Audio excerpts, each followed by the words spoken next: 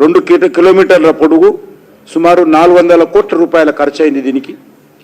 ఇది కూడా NH 163 తెలంగాణలోని ప్రధాన పట్టాలైనటువంటి యాదాద్రి, భువనగిరి, వరంగల్ అర్బన్, ములుగు, ఛత్తీస్గఢ్ కలిపేటువంటి రోడ్డు ఇది.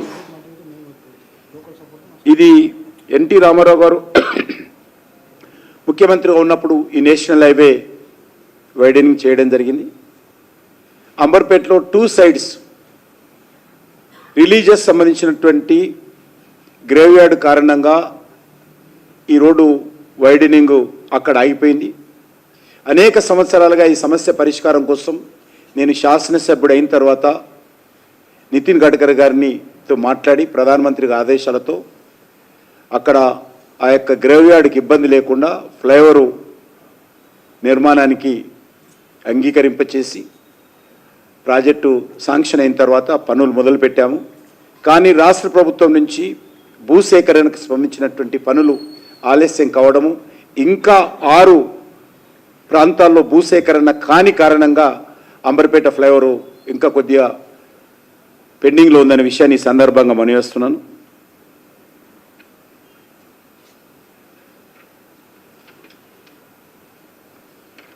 అదేవిధంగా మూడవది NH 167 మహబూబ్నగర్ జడ్చర్ల మధ్యలో 16 కిలోమీటర్ల జాతీయ రహదారి 193 కోట్ల రూపాయల ఖర్చుతో ఇది కూడా ఇంకా అక్కడక్కడ ల్యాండ్ అక్విజిషన్ చేయాల్సి ఉంది. గవర్నమెంట్ ఆఫ్ ఇండియా ఈ రోడ్డు ప్రారంభోత్సవానికి సిద్ధంగా ఉంది. దీని కారణంగా మహబూబ్నగర్ జడ్చర్ల మధ్యలో ప్రయాణ సమయం తగ్గుతుంది, ట్రాన్స్పోర్టు వేగవంతంగా వెళ్ళడానికి అవకాశం ఉంటుంది.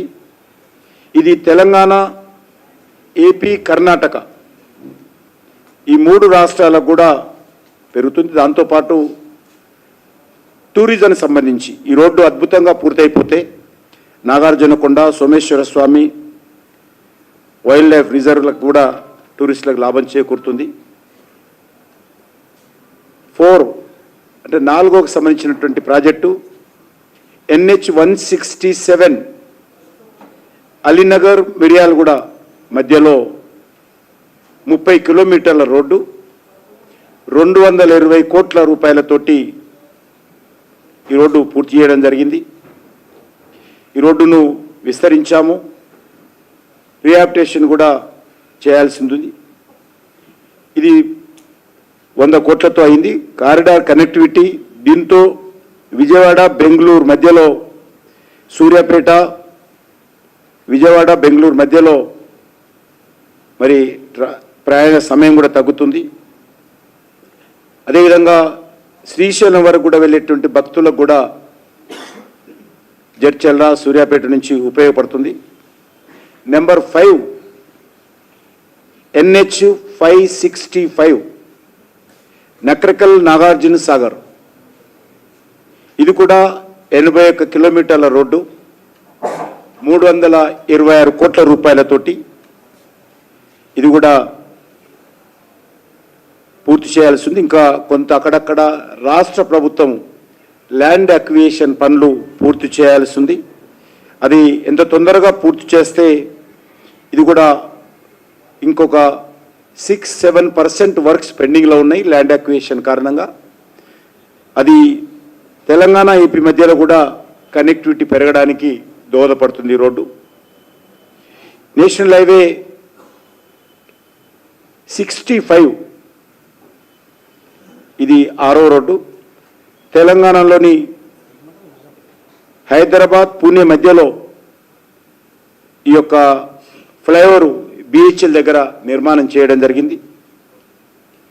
గత కొన్ని రోజులుగా ఇది BHL దగ్గర ఇస్తున్నటువంటి ఈ ఫ్లైఓవర్ ఆలస్యంగా అయింది. దాన్ని గత కొన్ని రోజులుగా రెగ్యులర్గా నేను మానిటరింగ్ చేయడము, రివ్యూ చేయడము కారణంగా అది ఆల్మోస్ట్ ఇప్పుడు 95% పూర్తయింది.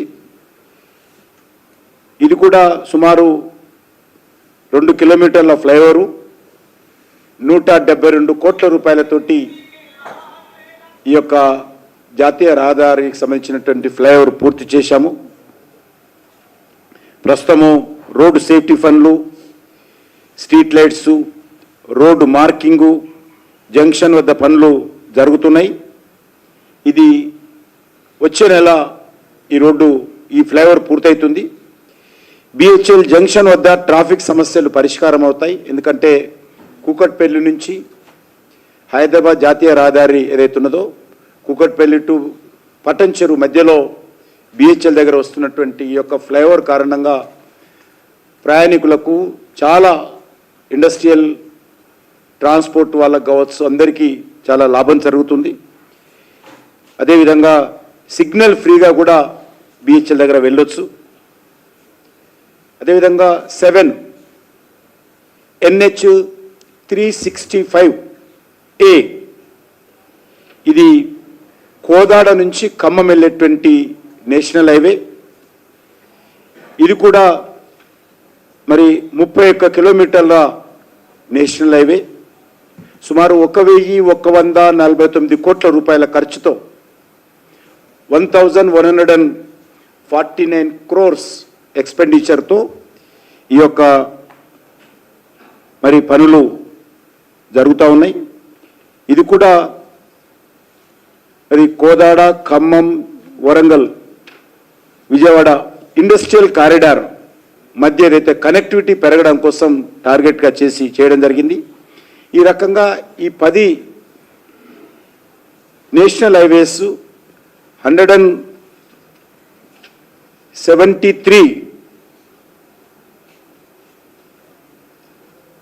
సంబంధించినటువంటి పనులు పూర్తయిపోయినాయి. అదే కాకుండా ఈరోజు కొన్ని పనులు ఇంకా రాష్ట్ర ప్రభుత్వం దగ్గర కొన్ని ల్యాండ్ అక్విజిషన్ పనులు ఉన్నాయి. ఇది కాకుండా కొన్ని